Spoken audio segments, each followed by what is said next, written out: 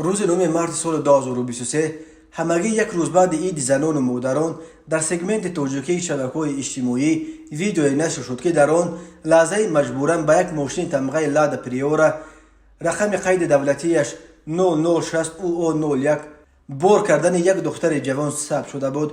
در ویدیو دیده میشد که یک جوان دختر را مجبوراً به درون ماشین تله داده بار کرده ایستاده است و پایهای دختر را قطع میکند تا که در ماشین را پوشیدن تواند.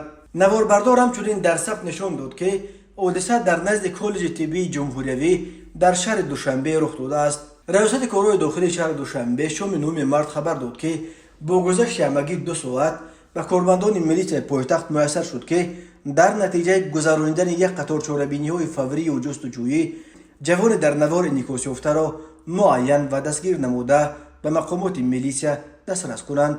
مرکز مطبوعات میلیسای پایتخت تاجیکستان در شرح این مراجعت گفت معین گردید که راننده واسطه نقلیات مذکور شهروند صادق امینجان سال تولدش 1995 استقامت کننده شهر دوشنبه کوچه دیوتی بوده.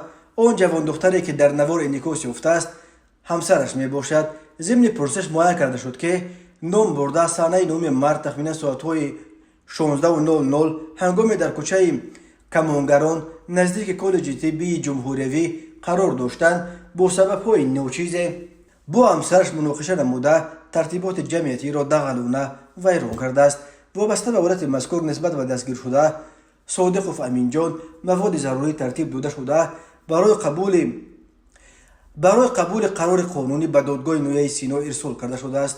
میلیسا شرح نداده است که امینجان صادقوف را بچه عیبدار میکنند، ولی ظاهرا سخن درباره میدو باشی میرود و صادقوف را برای این جریمه و یا تا 15 شبانه روز حبس مأموری تهدید میکند.